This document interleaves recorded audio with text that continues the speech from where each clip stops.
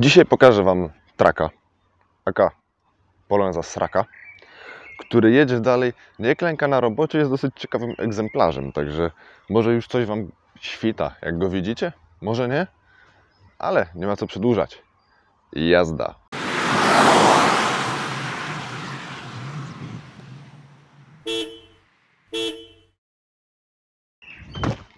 Na pierwszy rzut oka możecie pomyśleć, o, to zwykły Polonez Trak, obrandowany barwami ZGP na masce, na drzwiach itd. Otóż historia jest ciekawsza, ponieważ tego traka możecie kojarzyć z wyjazdu do Anglii. No dobra, nie będę dłużej przytrzymywać. Tak, to jest trak, który występował w filmie Motobiedy i którym jechali do Anglii. Ależ kurwa, pięknym złomem jedziemy. Ja nie opowiem wam, co tu się dzieje, więc nagram opowiastkę, co tu się w ogóle dzieje później. To jest na razie akcja typu nie ma czasu na wyjaśnienia. Wsiadaj do Poloneza Sraka i jedziemy do Wielkiej Brytanii. Także już chyba rozumiecie, o co chodzi. Z feature'ów, które mi tutaj się osobiście bardzo podobają, no to oczywiście czarne blaszki. Zawsze każdy samochód na czarnych ma plus 10 do prestiżu za same czarne blachy. I tutaj przerwałem program, żeby cofnąć się do początku lat 80. Wtedy ktoś wpadł na wybitnie dobry pomysł, i to nie ironicznie, czyli zastąpienie 125 pick-upa czymś bardziej współczesnym. Może już widzicie, że drzwi są trochę inne niż w MR78, czyli Borewiczu, no czy innych klasycznych wersjach, ale wiecie dlaczego? Bo są z trzydrzwiowego Poloneza. Serio, wzięli rzadką wersję Budy i jej przednią część przerobili na kabinę traka. Zapytacie dlaczego? No to mówię, towarowy Kant miał bardzo krótką kabinę, a dłuższe drzwi miały ten problem rozwiązać. Cyk fuch, problem rozwiązany. No i co, stawiamy z tym co mamy. No i tak powstały świetne pierwsze prototypy z frontem Poloneza i tyłem 125p. Potem zaczęli pracować już nad czymś, co wyglądało bardziej jak znana forma, ale z trzecią osią wleczoną. 86 rok obrodził dwoma prototypami, zrobionymi przez Pimot i Zakład Samochodów Dostawczych w Nysie, gdzie Nyski nazywał się bardzo kreatywnie, bo Decan, czy tam Decan, ale chyba Decan, czyli Delivery Car Nysa. Bardzo kreatywna nazwa. A jego pierwsze prototypy były skokiem wstecz względem pierwszych prototypów, bo posiadały drzwi z budy pięciodrzwiowej. Spokojnie, potem zastąpili je tymi z trzydrzwiówki, ale nie jest to tu najważniejsze.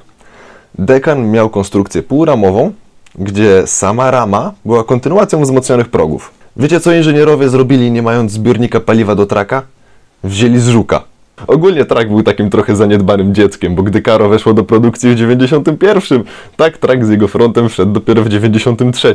Wygląd szerokiego, czyli właśnie deska i podszybie, ale zawias wąski? Też 2 lata po czasie, w 95. Najbardziej bawi mnie wprowadzenie szerokiego zawieszenia do traka, bo było opóźnione o 9 lat. Serio, zaczęli je montować dopiero w 2002 roku, na sam koniec. Można powiedzieć, że Srak, tak jak go widzicie, to jest ten wzmocniony, bo został wyprodukowany w Warszawie, a tam była produkowana część samochodów eksportowych. Dlaczego? Bo zakład w Nysie nie oferował takiej jakości. Tak, mówimy o jakości w FSO. Samego traka zaczęli produkować w 1988 roku jako pojedynczą kabinę, czyli taką jak ma Srak. Początek lat 90. zaowocował wydłużoną wersją, gdzie długość paki urosła do całkiem sensownej wartości 2,5 metra. I DC, czyli Double Cab, czyli dwoje drzwi, ale 5 miejsc. Można poznać po tym, że za drzwiami ma jeszcze jedno okienko. Wersja Roy, czyli trochę mniej obcięty Polonez, bo ma 4 drzwi i 5 całkiem konkretnych, całkiem sensownych, pełnoprawnych miejsc, to dopiero rok 98. Historia traka kończy się razem z końcem Poloneza w Warszawie. Wtedy syndyk masy upadłościowej wytworzył jeszcze około 300 samochodów z zamówień dealerów, co ciekawe głównie z Włoch. No i tak przełomem lat 2002-2003 wracamy do Sraka. Jeśli chodzi o wlepy, no to mamy klasyczne, oszczędzając paliwo dalej zajedziesz. Tutaj ponownie robię kryptoreklamę, ZGP oczywiście, ale także Janusz, Graty Zjednoczone i Machiny. Pozdrawiam Was wszystkich bardzo cieplutko. No i jakby ktoś miał wątpliwości, co tu drzemie pod maską, no to potężny 1.9 Ksud. No i tutaj ostatnia naklejka, która mi się bardzo podoba. Byle jakość. No, byle jakość. Poza tymi feature'ami, no to wydało się, prawda jest jawna, Polonez posiada własną grawitację i własne promieniowanie, które jest szkodliwe dla oczu. i skóry. Jakby ktoś miał wątpliwości, do czego tu również służy paka, to tak, hehe. Nie, a tak zupełnie serio, to jest normalnie wół roboczy. On służy do pracy i nie klęka na robocie. No i jak to powszechnie wiadomo, trak jedzie dalej. Więcej ciekawostek? Proszę bardzo. To jest rocznik 9.6.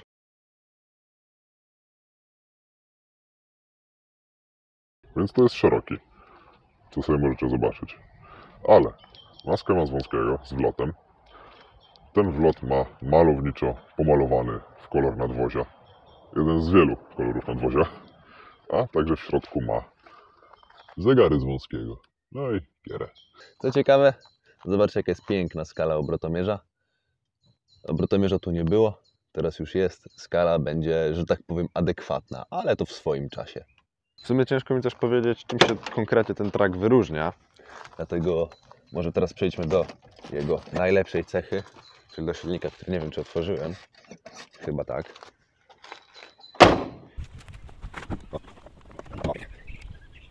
No i tu znajdziecie potężnego Xooda 1.9 diesel o mocy mocarnych 70 koni. Dokładnie rzecz ujmując, jest to XUD9A, który słynie z kompletnego braku kultury pracy i hałaśliwości, a także pancerności.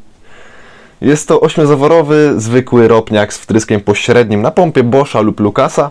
I co ciekawe, ten silnik występował też w fajniejszych propozycjach niż Polonez Track, czy po prostu Polonez, czyli Citroën ZX, Xara, Xantia, czy tam w sumie Xantia, Berlingo, Jumper, Peugeot 306, w 405 po lifcie, w Partnerze, Expercie czy Fiacie Ducato 2.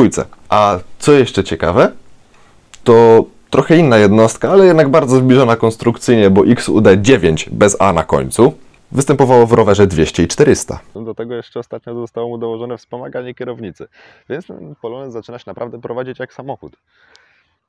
Co ciekawe, poprzedni silnik, jak i Buda, mają w sumie do końca nie wiadomo ile, ale około 700-900 tysięcy kilometrów, w każdym razie bliżej miliona niż dalej. No i po takim dystansie tamten silnik po prostu sobie stwierdził, że też stracę kompresję. I teraz jest ten silnik ma 200 parę tysięcy, także możliwe, że przebieg Budy plus przebieg silnika daje równy 1 000 000. Ale jaki cieplutki. No ja ogólnie nagrywam Wam w cieniu, także sorry, jazdę też będę nagrywać przy otwartym oknie, bo jest to jakieś 30 stopni, jest po prostu piekło. To na ładowności przy skrzyni długości gdzieś z 2 metrów, może nawet nie. No to jest taka dosyć optymalna wartość, ale jednak konstrukcja Poloneza, że z tyłu mamy resory piórowe, mamy sztywny most, pozwala na załadowanie więcej niż można. Ale wiecie co ja tu widzę? Bo tak tu można sobie spokojnie pochodzić. Ta paka jest wygodna, też miałem okazję na niej jechać. Jest tu dość komfortowo. I ja widzę tutaj, o tu, też może tu, ale niekoniecznie. I tu widzę ławeczki. I byśmy wtedy mieli pakistański autobus. I do tego jeszcze jakieś dywany, firanki, kokardy, czy coś. To by było jakieś. No i tutaj jest jeszcze potężna zaleta tego traka, czyli okienko z tyłu. To przy BTR-ze nie mówiłem. No właśnie, bo ostatnio mi się bardzo pick-upowo zrobiło, bo tak, była Felicia Fan, 2 tygodnie temu był BTR, no a teraz macie traka, także w sensie sraka. No, ale to wozy nie klękające na robocie, oprócz fanki. Fanka nie jest do roboty. A to okienko tutaj bardzo powiększa pole widzenia pod kątem do tyłu, co jest świetne przy dojeżdżaniu do ścieżek rowerowych, o czym się przekonałem, bo właśnie przez tą szybkę zobaczyłem rowerzystę, którego bym nie zobaczył przez słupek. No, na ramkach zostały śladowe ilości chromu, ale to było na tyle. We wnętrzu poza zegarami i kierownicą za bardzo nie mam o czym gadać. Mogę jeszcze wspomnieć o świetnym radyjku na kasety. Jest genialne. A i nie pytajcie, ile jest warstw lakieru w innym kolorze pod białym, bo odpowiedź brzmi tak. Na tych drzwiach są 3. Nie pytajcie, nie warto. Dobra. Także pora na jazdę. Dlaczego pan rowerzysta jedzie po jezdni, jak jest droga rowerowa obok? Kurde, też jeżdżę na rowerze, ale niektórych ludzi nie rozumiem. Co ciekawe, zwróciłem uwagę na to, że trak zwraca na siebie bardzo dużo spojrzeń, głównie starszych ludzi, ale jednak strasznie klekocze i robi bardzo dużo hałasu i zwraca na siebie uwagę. Jednak muszę Was zmartwić, ponieważ niestety kończę teraz to w taki sposób, bo dostałem przed chwilą komunikat na ekranie, że jest za gorąco i nie będę dalej nagrywać. No to pora na jazdę.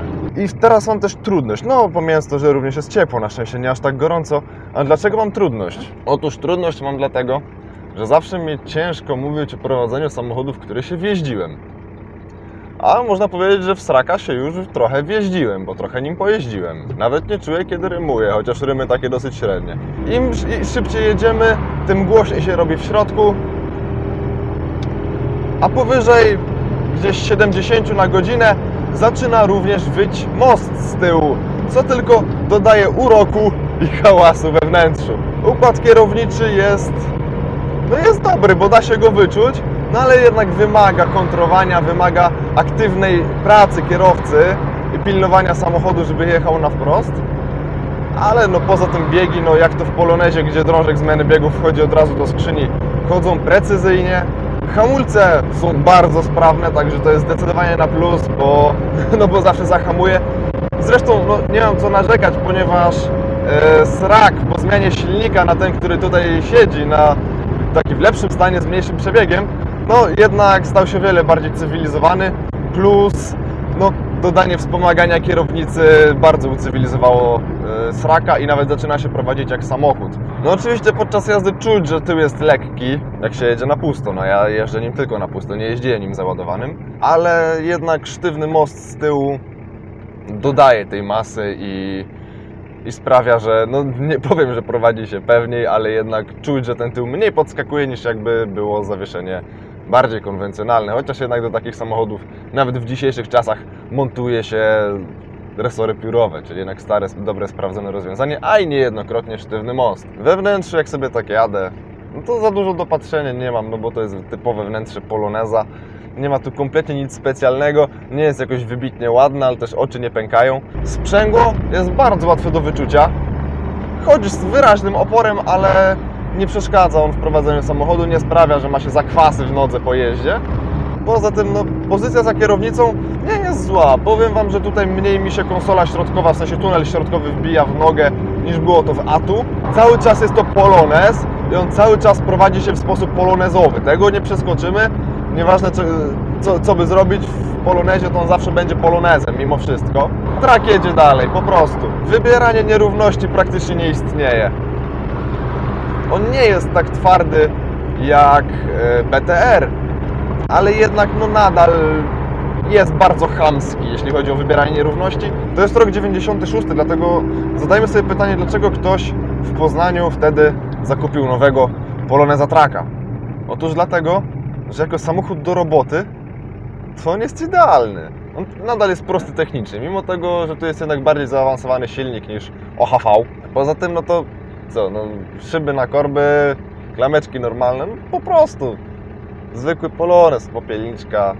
On jest w stanie się jak najbardziej porządnie rozpędzić i jechać dosyć żwawo, nadążać bez problemu za współczesnym ruchem ulicznym. To jest spoko, bo spodziewałem się, jak pierwszy raz do niego wsiadałem i się dowiedziałem, że ma tylko 70 koni, no to spodziewałem się troszkę takiego muła, który nie będzie nadążać, który będzie zawalić drogą, ale jednak jestem bardzo pozytywnie zaskoczony cały czas, bo on naprawdę jedzie, jak się umie zmieniać biegi, słyszy się silnik, to bez problemu się rozpędza.